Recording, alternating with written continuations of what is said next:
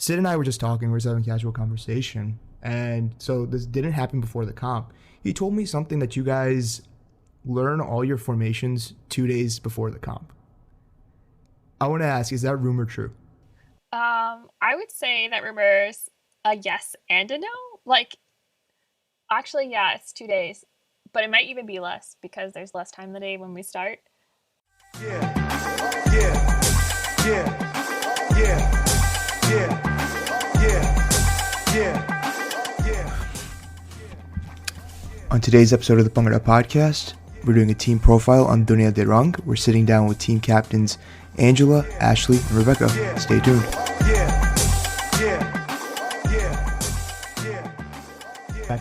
So yeah, I'm with the captains and future captains of DDR, Angela, Ashley, and Rebecca. Thank you all for being here with us, and really appreciate you guys being on the podcast. Cool. That's awesome. So, Angela, I know you've had a podcast kind of done, I believe, I forgot what episode it was. Umer, when he does the post, will post it in the SoundCloud link.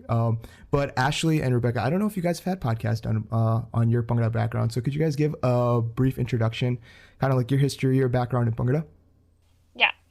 So this is Ashley. I started Bhangra back in 2013 when I started college with Alamo City Bhangra. Pretty much learned everything there, got really invested there. Had no idea what Bhangra is when I first started, but grows on you, stick with it. Yeah. I got invited to join DDR in 2016, I believe, back when it was first, forming. And in 2018, I became co-captains with Angela, and since then, just been totally focused on DDR. Been so much fun. So that's where I am now. That's awesome. Yeah. Rebecca? Yeah, and actually, I realize now it sounds a little similar to Ashley. I also started dancing when I started college in 2013. I went to University of Rochester, so I danced with Rochester Bhangra. Shout out to my home team. And yeah, so I danced there. Also joined DDR in 2016 for Big Ten, which was a wild time. Then since leaving Rochester, I've mostly been DDR focused. I also dance with NEBC. I'm in Boston now, so I've been looking for local teams and local dance opportunities because the remote life can be tough. Yeah. But yeah, that's basically me. That's awesome. That's really cool. So honestly, this whole idea of DDR, it's kind of crazy if you think about it. Okay, I don't think any fusion dance circuit has anything like this. Definitely, the Ross dance circuit doesn't have anything like this, and it's a very interesting. It was a very interesting concept when I heard about this idea back in 2013-14. So what really made you want to take that step and that leap to start a team of non-Desi? Well, it kind of started with non-Desi dancers, but it's expanded to so much more. But what was that inspiration to take that first leap and dance at Big Ten and bring this idea to life? Sab, it started with the BTF chat box. A very glamorous start. Really? Okay, so for those of you who don't know, there used to be a chat box on BTF, a real-time chat that everyone could just say whatever they wanted to in there. Trolls loved it, but a lot of interesting conversations happened in there. So it started all in there in that BTF chat box. It was both Howie and Jordan Wong from Old JJ, and they were just kind of screwing around, and they were joking and saying, "Hey, wouldn't it be cool if we got all the non-Desi Bhangra dancers and made a team and competed together?" And then from there, they actually got kind of serious about it. And I remember at Boston Bhangra that year, 2016, they started asking dancers there, including me and Ashley and Rebecca, to start joining the team. So that's how it all got started. But so it all started from BTF chat. Then Boston 2016, the conversation happened, and then Big Ten hit. Right, and that was a big comp. I mean, if for people who are just starting in the Bhangra circuit, if you actually look at that competition, you had SPD, FOJ, FCB, DDR, Buckeye Bhangra. That was huge. That was a huge competition. Now the thing is, this is really when we ever have ideas risky ideas like this, like DDR. What often happens is you face backlash in the circuit.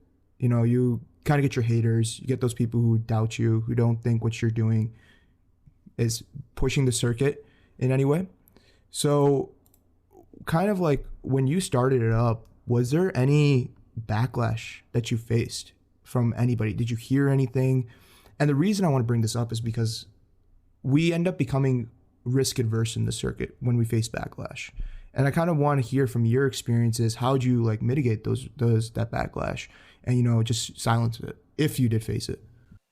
I haven't heard too much backlash. I know it exists, you know. I've had a friend kind of say like, you know, it was cool, the idea, the first comp, but, you know, like doing more than just a gag performance is kind of like too much. And it kind of makes me uncomfortable. So we've heard things like that on my end. I think in the very beginning, when in the early days when DDR was still recruiting its first roster, I remember there was someone who declined the offer because they thought that the team was being exclusive.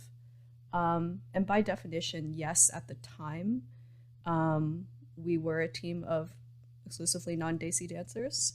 I do think that the purpose of that kind of got lost with this particular person, and I can totally understand if this person didn't need that purpose in their life. But for us at the time, we were so many of us were used to being like the token non-brown person on their respective team, and to come to a place where you felt safe and you felt safe to ask a lot of dumb questions or just like be yourself and kind of share like what it's been like for you, because as you've probably noticed, we all have very similar stories as to how we got into Bhangra. That kind of safe space story, I think, was lost with some people. But yeah, I think that DDR has evolved appropriately with the times. Like now we're a non-exclusive team, we're actually an all-inclusive team. So we've definitely, I think, responded to some of the backlash we've gotten and evolved with the times.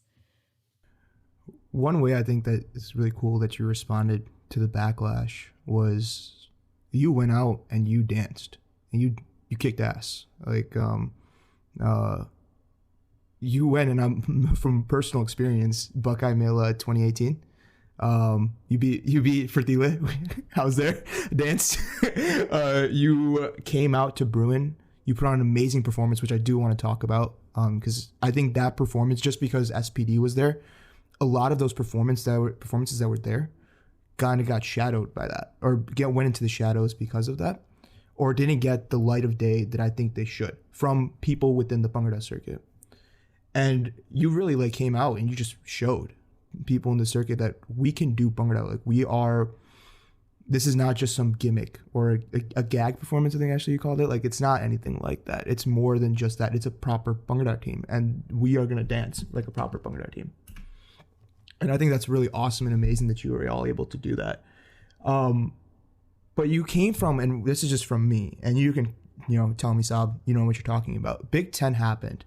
That was a good performance, opening performance. But from Big Ten to Buckeye Mela 2018, Big Ten was 2017, Buckeye Mela was 2018. I don't believe you had any competitions in between. Did you?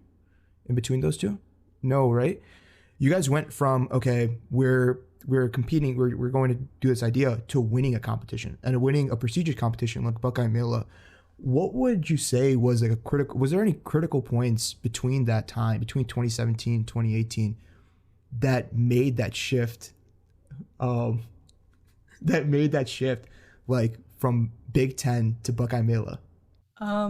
So I will kind of skip the process for a moment and go to the very end. I remember distinctly after we won Mela 2018, on the bus ride back from the competition, it was just me and Nathan, because both of us went to judges meeting, and we just stood there in the bus clutching onto this trophy, and we looked at each other and we were like, what does this mean? Because we never went to the competition with the intent of winning. That was never, like, we were a team of people that never got to see each other, never got to practice with each other. we didn't give a flying thought as to winning even being a possibility, and we were just shocked.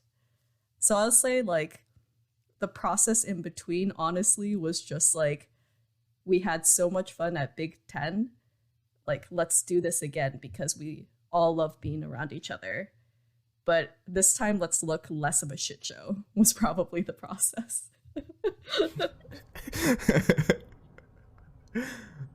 Let's be a little bit more organized with it. And you guys came out with the result. I can kind of, just meeting and talking with you guys, I can feel the team chemistry, honestly. Like whenever I see DDR, I can feel the chemistry of your team, and you resonate whenever you're around at a comp. And Angela, you kind of talked about this, like you barely see each other, right?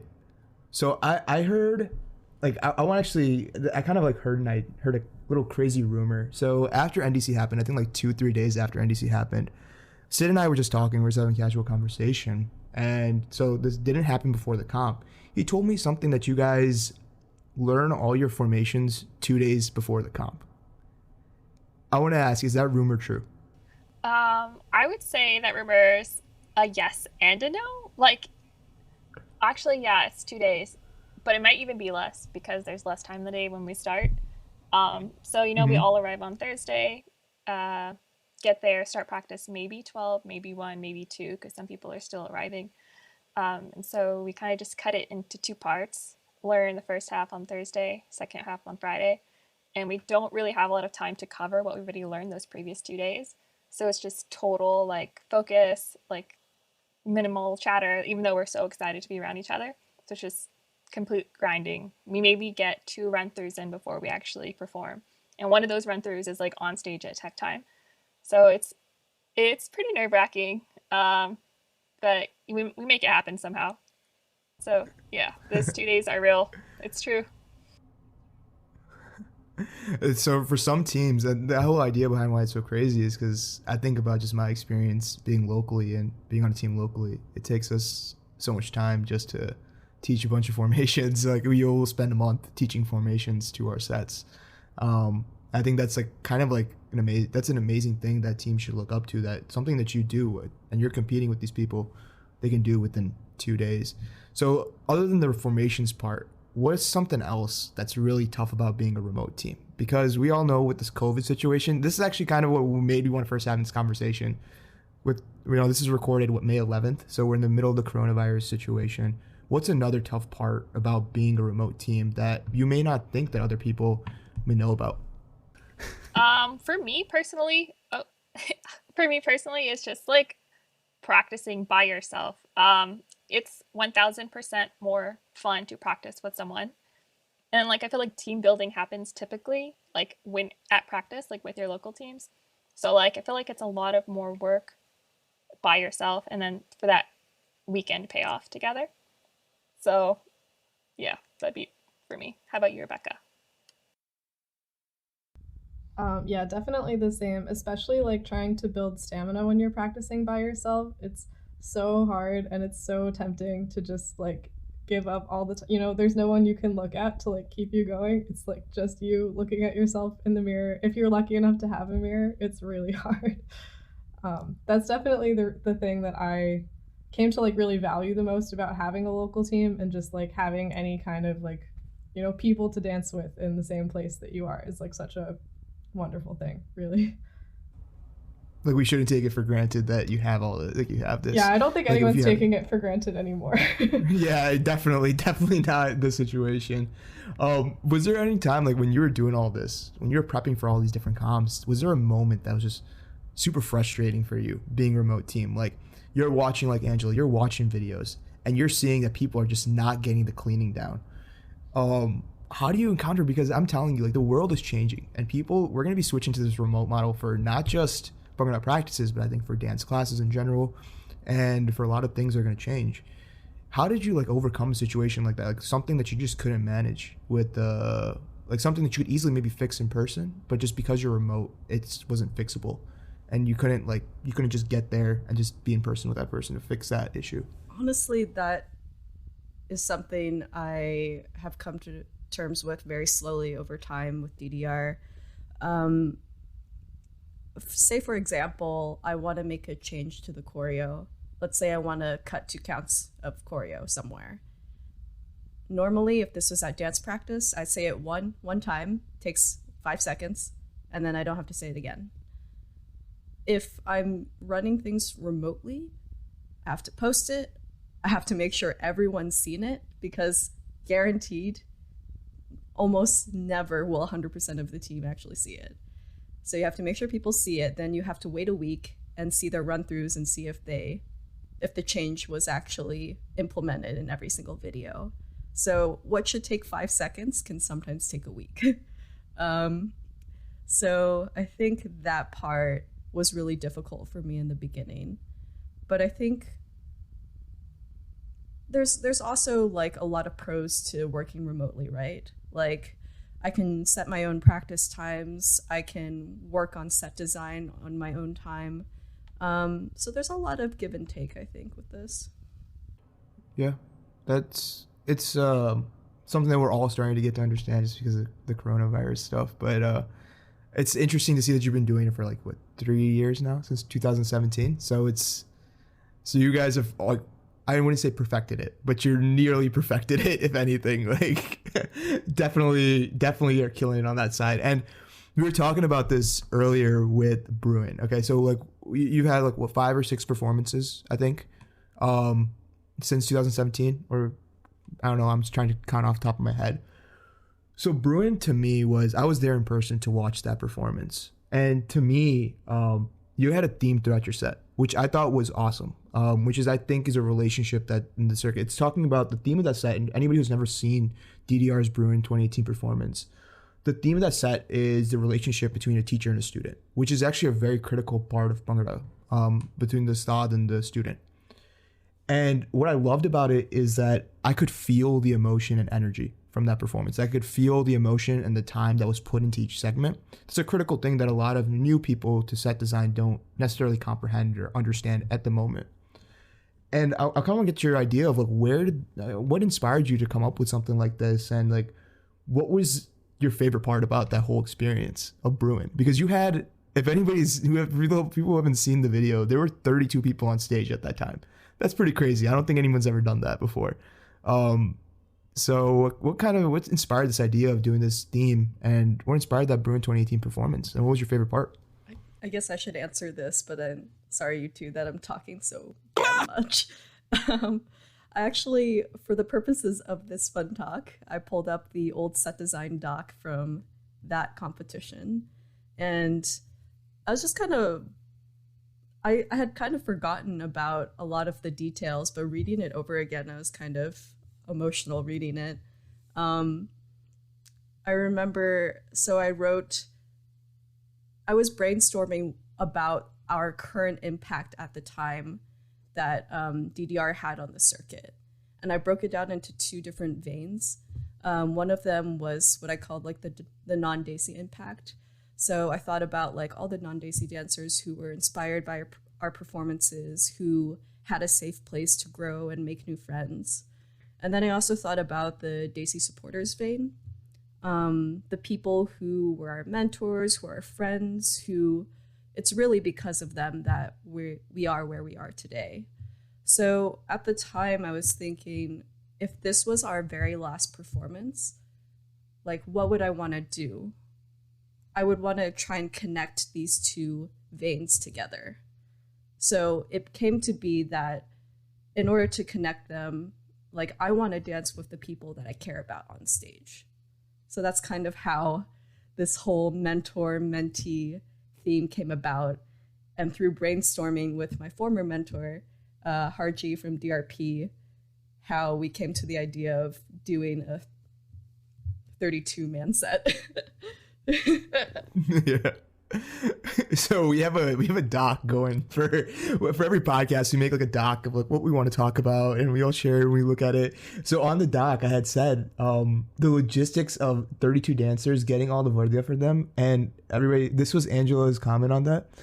This was a GD, which is Umar will blur this out, goddamn nightmare, and now I am triggered. So that that's like I kind of want to talk about like even the logistics behind it, because that was crazy. I'm gonna tell you something kind of funny story. I was there witnessing 32 bugs get, or was it 32 or like 16 or something? But so the bugs had to be double starched because they were like older style. It was crazy. Double Okay, pronged. Yeah. I actually helped starch a couple of those bugs, and I was hanging out with Harji for a while. Simi, who's on SDS, was also helping out there. Harji, great guy, awesome. I was actually so glad that doing something like that. Like I never thought I'd actually be able to meet someone new. So it was awesome to meet someone new. But what was the logistics behind that? You had to get 32 people. How did you convince all those people to be there?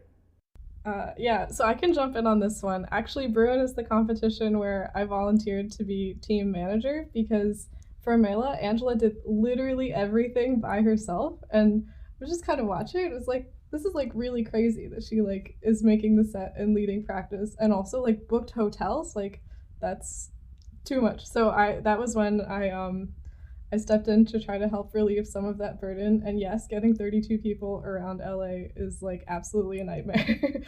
But one thing that was really great is the mentors were super, super helpful. Like could see how fried we all were from learning our formations in 2 days, and, you know, just the whole chaos of it. So people stepped up a lot. Like I did not have to spare a thought thinking about who was double starching these pugs. Like Harju stepped up and did that. Nana made like 5 Starbucks runs a day. Like everyone was really like pulling together to like make it happen, which was really awesome for sure.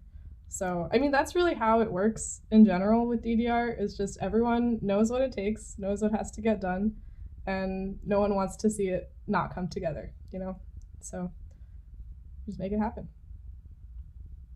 It's awesome to hear. It's really awesome. What was your favorite moment from that Bruin set? I want to hear it. My favorite moment is after the set. So my friend, who was my person who I brought, Nana, actually I had never danced with her on stage before, but we were in middle school jazz band together, and had like been like, I was captain of Rochester, and then she'd been captain of Columbia, so like I complained to her about things for a year, and then she complained to me for a year. So we were like friends. But this is our first time sharing stage together. And so after the set is over, we hug once in the set, and then we hug again at the end of the set. It's a really good hug, and I like watching it in the video. So that's my favorite moment. I think my favorite moment was actually the whole experience, because with DDR, you're kind of in your head the whole time trying to remember your formations. And I think for Bruin was the only time that I was completely like not thinking about formations. I was just dancing. And I remember getting off stage and just feeling like overwhelmed, like just so happy and giddy. Like I was like yelling and like hugging people. It was just like an overwhelming happiness. Like I know how crazy it was that we learned that whole set with 32 people in that weekend. And I knew we did like an incredible feat together. And I was just so happy and proud. Like nothing could have killed my vibe at that time. Oh. These two stole my 2 favorites. I guess something different. Dancing that segment to the piano music was a really powerful memory for me. That particular segment, I felt exactly what Ashley just said about feeling absolutely free, feeling like I'm 100% expressing myself and being 100% like true to myself in the moment. That was like, moments like that come so rare in a dance career, and to even experience that once is such a privilege, I think. That piano segment was really interesting mix-wise. No team's ever like put something like that where they're dancing to piano and then integrating it, and then integrating Bhangra into it. I want to talk more about that piece and that segment. Like, where did the inspiration for that come from integrating that piano piece into your set? So it's kind of personal for me. That particular piece is called Merry Christmas, Mr. Lawrence. He's the composer is a guy, Ryoichi Sakamoto from Japan, who's a pianist there. So when I was in high school, my best friend at the time, we had played that piece together, him on piano, me on violin. And so it was like very special to me because he later passed away. So that particular piece for me was that particular piece of music was the first piece of music I chose when I made my first like big choreographic project, which was back in college. So it's like very special to me. Like I only take that out when I want to do something very special. So getting to share that with DDR, knowing what it meant to me, being able to pass the spirit of that song to people I love was very, very, very, very moving for me. Having this conversation, honestly, I kind of knew that a little bit, and I'm going to be honest. I asked that question, Angela, because I wanted the listeners to hear. I knew that, and every time I listen to that segment, that portion in DDR's mix from Bruin, I can feel that emotion through what was mixed. And I kind of wanted to actually bring that up as kind of just like, if you have a passion for something, you can integrate, you can think about it so much, and then you can integrate your life into it and like your life experiences into it. And I love to hear that type of stuff. And I love to actually have a podcast where we can talk about that openly and people can hear you say that, you know, that part of the mix was a very emotional part, or that part of the performance is very emotional to me for these reasons. And thanks for sharing all that. I know I kind of knew that, but I wanted to ask you just because I want the listeners to understand that. I know you posted it on BTF a while ago when the performance was first posted, but it's awesome to hear about that piece. I'm gonna kind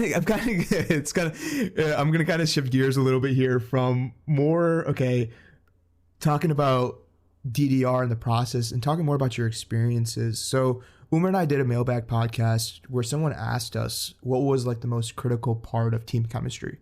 What is something that you need to understand to have good team chemistry? We were asked that question.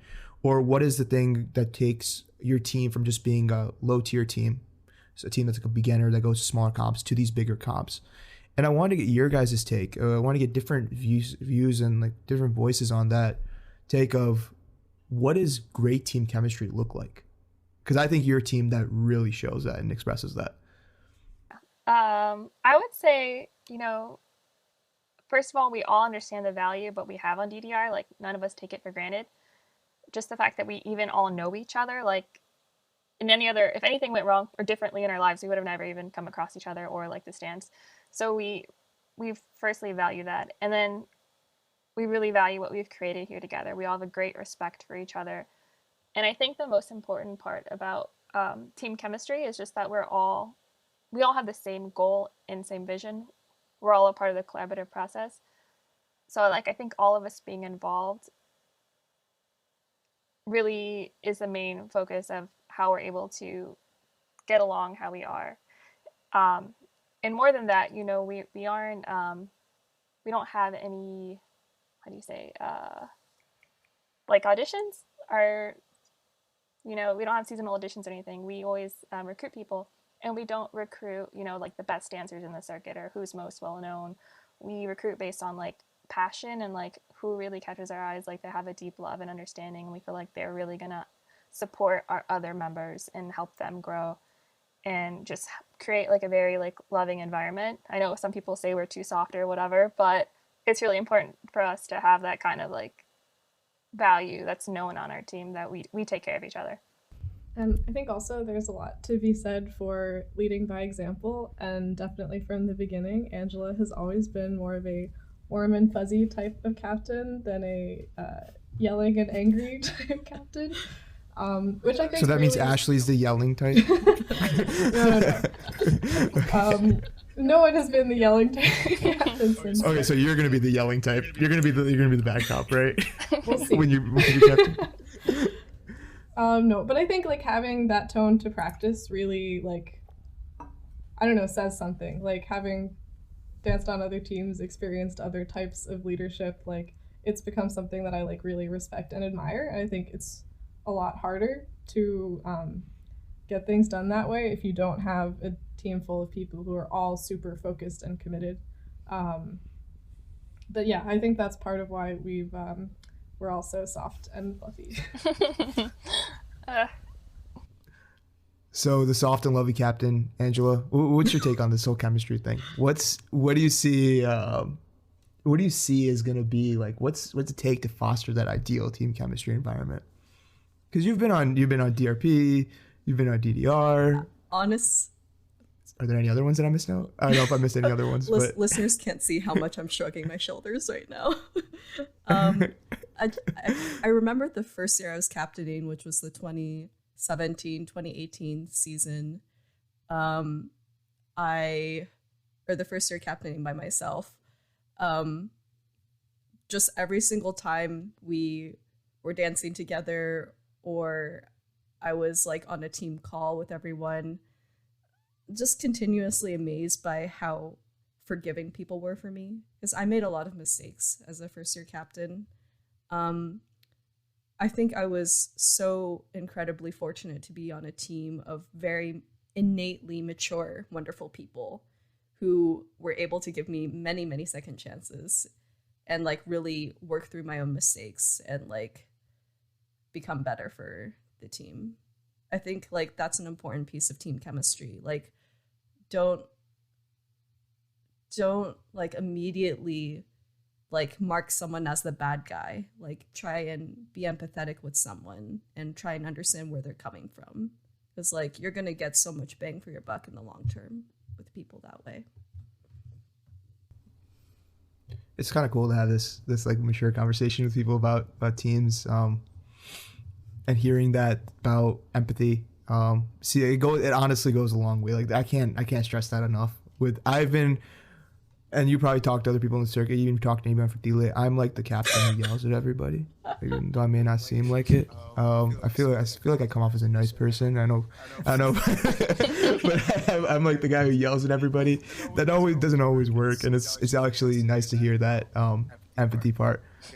So when you first started DDR, this is going back to like when you first started. What was one thing that you wish you knew before you started? There's one, because I'm telling you, whenever like I think back to when I first started dancing, I was like, dude, I wish I knew this, I wish I knew that, I wish I knew whatever. And there's so many, and Bhangra is becoming like so popular, right? You can see like how many Instagram pages are about Bhangra. We have online competitions, we have all this stuff going on.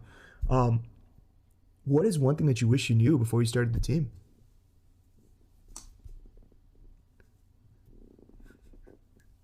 Anybody can go. I can go, guys. Okay. So the one thing I wish I knew before DDR was that they were going to come to Buckeye Mela and try to beat us. Okay. So like, we're a very polite team. But honestly, like, yeah, anything. Yeah, you guys are. You're like waiting. Usually Umar interrupts me whenever we're doing podcasts. I feel like I've said a lot of serious stuff, so I'll say something lighter. This is very practical, but Airbnbs are far superior to hotels for us. Airbnbs all the way.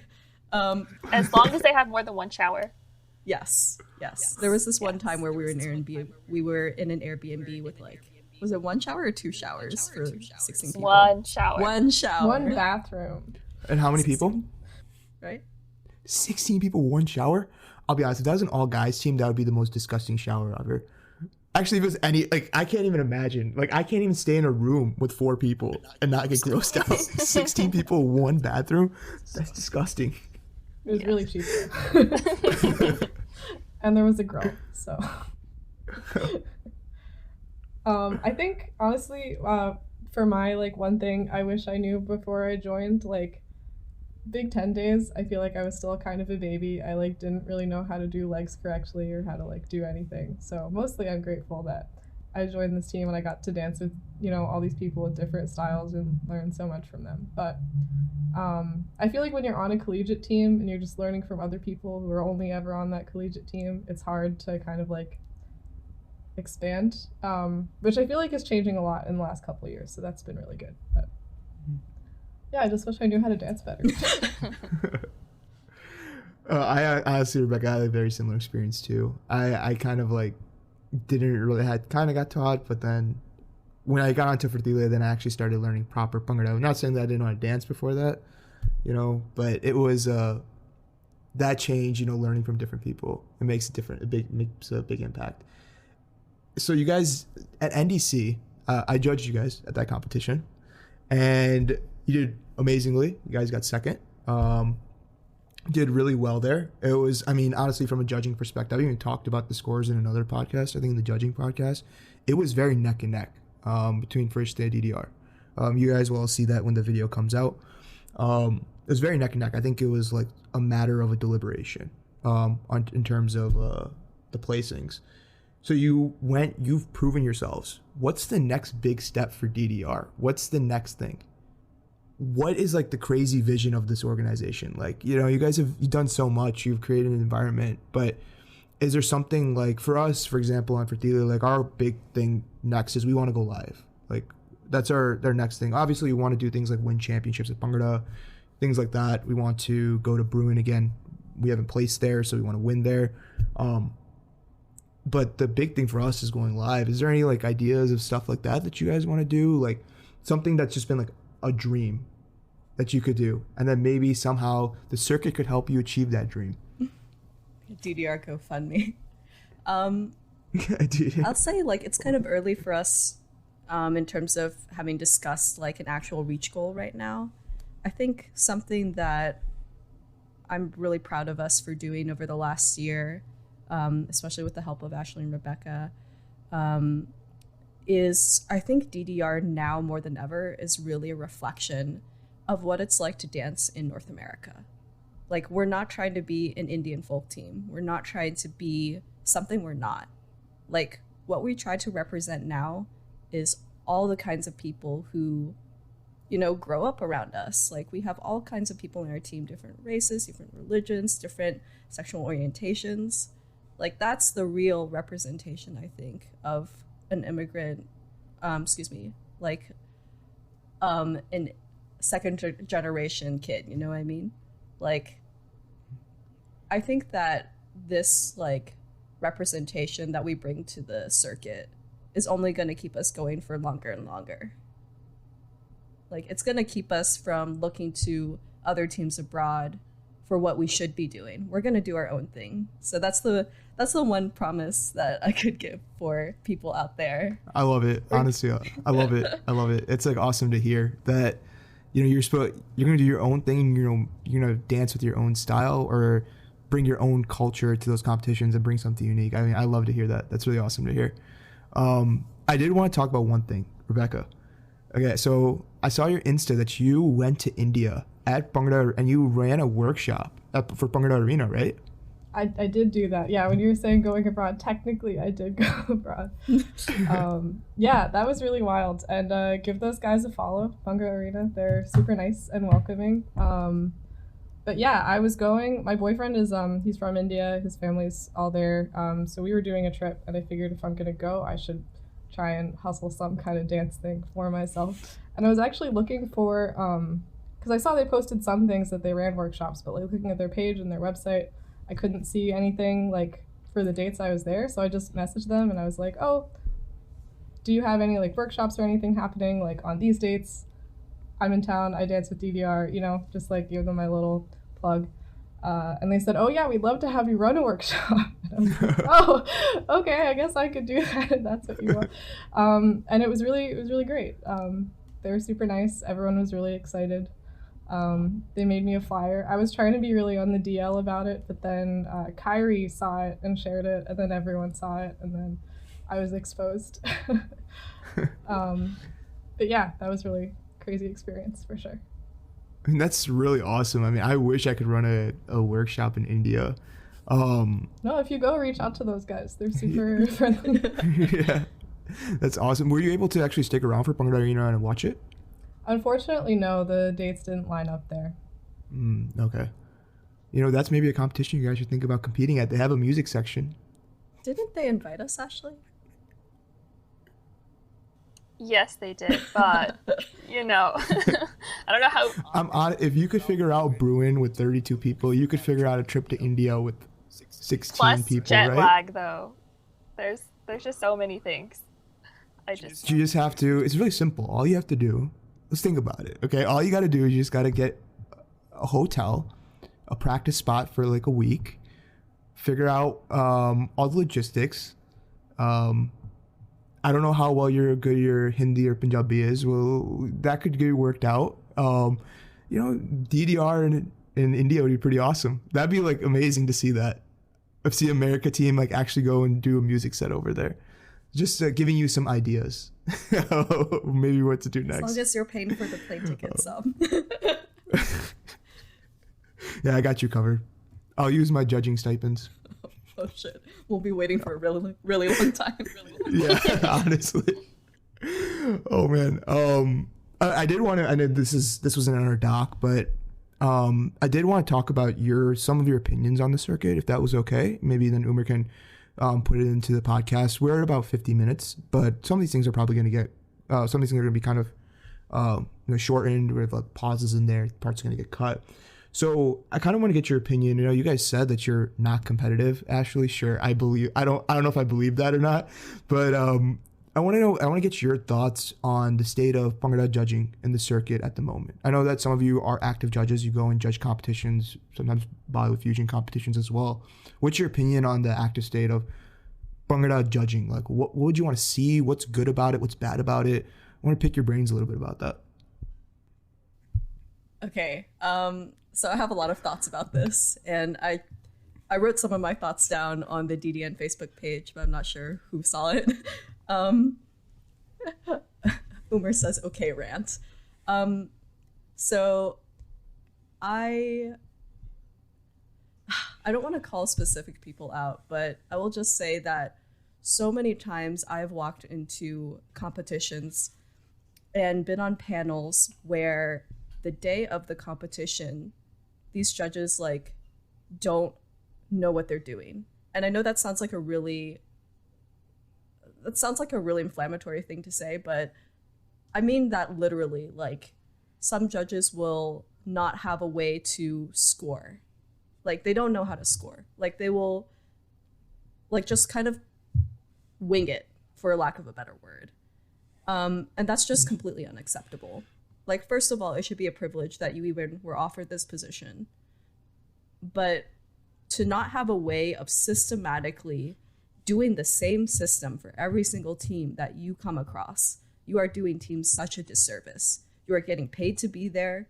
You are literally deciding the fate of thousands of hours of people's time. Like, at least have the decency to practice beforehand. That's what I have to say.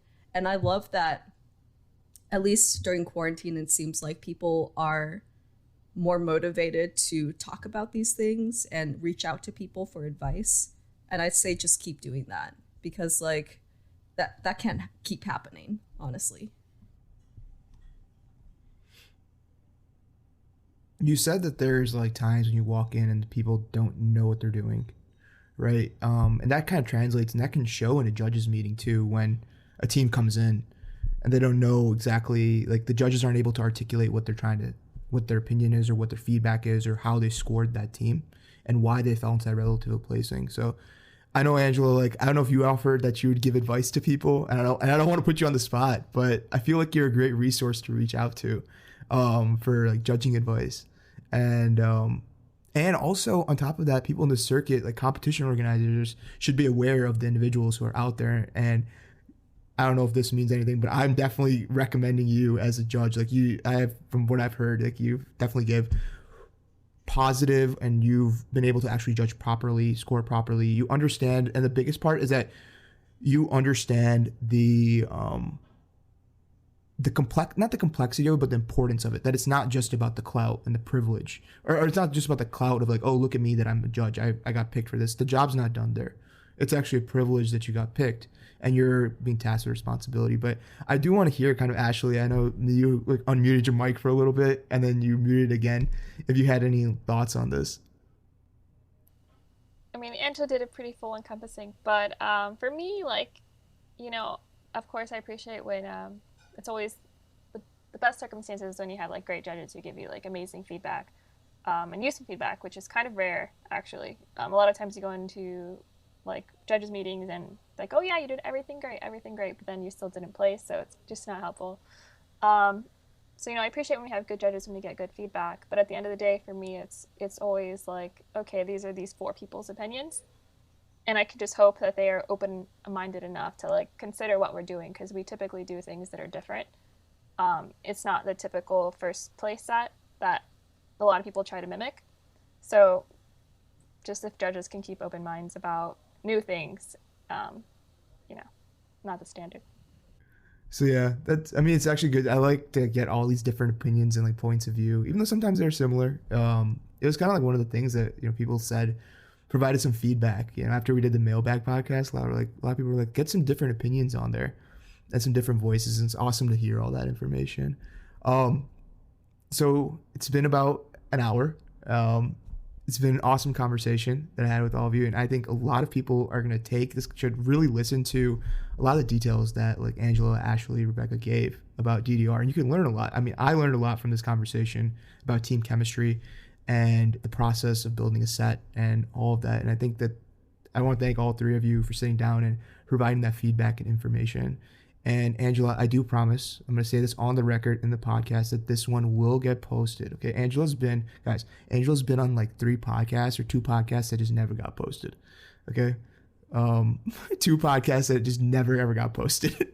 Oh, sorry, 3 podcasts that have never got posted. So we're going to make sure that this one does get posted. So I want to thank all 3 of you again for sitting down. Is there any closing thoughts or remarks that you had that you want to tell the listeners and the people in the Bhangra circuit about DDR? If I may be self-gratuitous and offer unsolicited advice to people, I tried something for my 2017-2018 year that I was captaining. Excuse me. Yeah, no, that's the correct year. The first year I was captaining, I tried something new for myself. And I just stopped watching videos of other teams. Like that entire year, I didn't watch any teams in North America unless it was like my friend dancing. And that was just so I would not get influenced by trends. And what I'm noticing, like what I think our entire team notices, is a lot of teams are looking very similar to each other or trying to imitate a certain kind of style. Maybe even your team style, Sahab. And Yep, I see it. I call it out too whenever I see it. I definitely let people know. The imitation product is never as good, I think. And I don't know. I just invite people to try, like, thinking very independently for themselves. I think having that quietness of your mind, just blocking out all those other disruptions, is really helpful for me personally. Yeah, that honestly, that whole not watching videos things, not watching other teams when you're trying to go through the creative process of making sets huge. I've employed it sometimes. Actually, I think this year I employed it more because I just don't want to watch anybody else. But I employ it for 2 reasons. Number one, I don't want to watch teams I'm judging, and then the other part is everything that Angela just said. That whole creative process, you want to make sure you have that distinct identity, and I love to hear that from another person. That, you know, that's part of the process and creative process that you use. So Ashley, Rebecca, anything else you want to add? Rebecca, I'm really excited to see what you can do as a captain of DDR. I'm really excited to see what happens. Thank you.